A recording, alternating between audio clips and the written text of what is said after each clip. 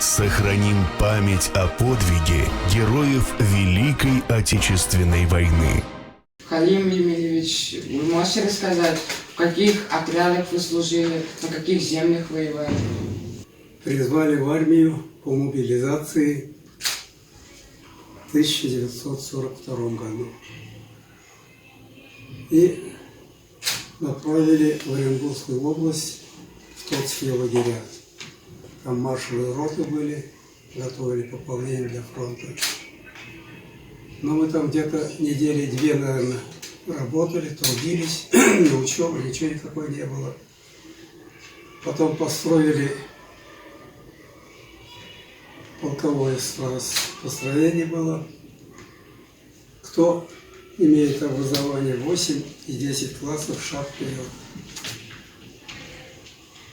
Вышли, нам объявили, что все поедете в военное училище.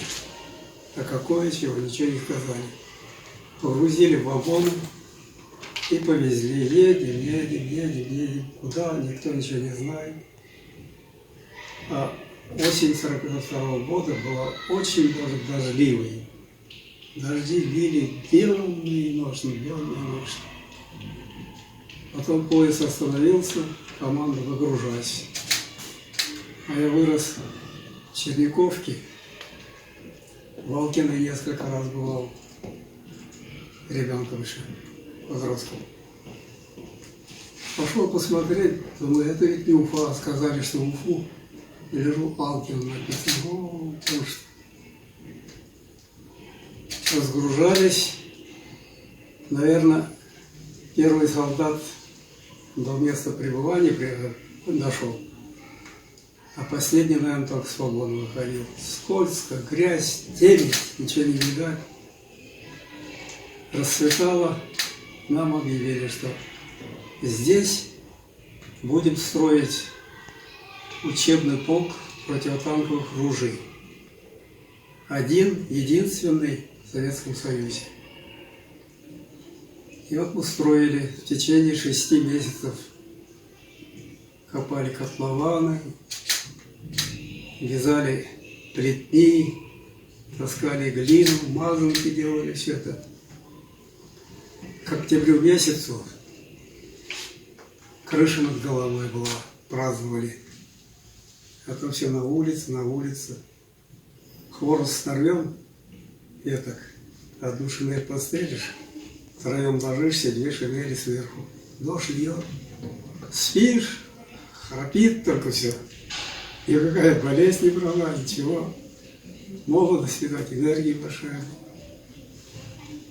И начали готовить младший комсостав для фронта. Обучение 6 месяцев. Первое пополнение отвезли на фронт. Был приказ товарища Сталина. Младший комсостав сопровождать до фронта пополнение. Командиров отделений вернуть обратно в учебный полк для подготовки следующего пополнения. Фронту требовалось без перебоя все это. Я 2 пополнения отвез на фронт, с 3-м пополнением подал рапорт и добровольцем уехал на фронт. На фронт я попал, был очень укрепленный Сандомирский плацдарм, обороны нашей на границе Польши и Германии. Всю зиму стояли в окопах.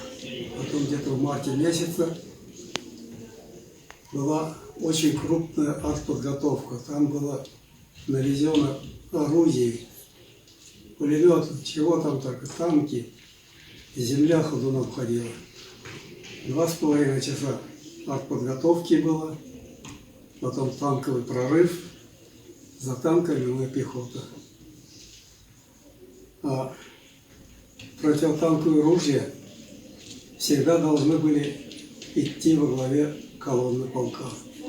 В случае чего танки, бронемашины или чего там техника, чтобы мы встретили первые.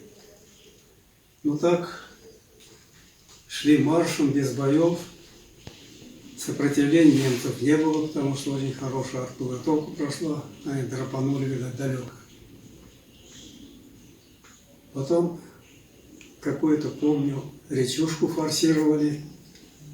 За этой рекой батальон должен был идти в атаку, но станковый пулемет немецкий на водонапорной башне строчит, головы не дает поднять.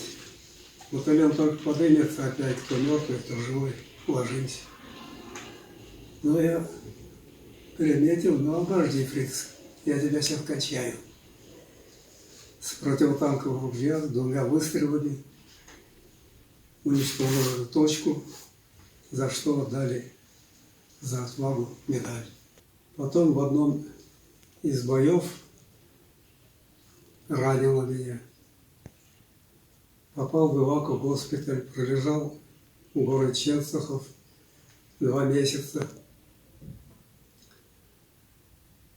После выздоровления, какое там выздоровление, мало дела, еще повязки нанеся, ничего. Ходить, кушать начал и опять на фронт. Ехали эшелоном, ночью кругом светится, фейерверки, ребятам говорю, ну, к фронту подъезжаем.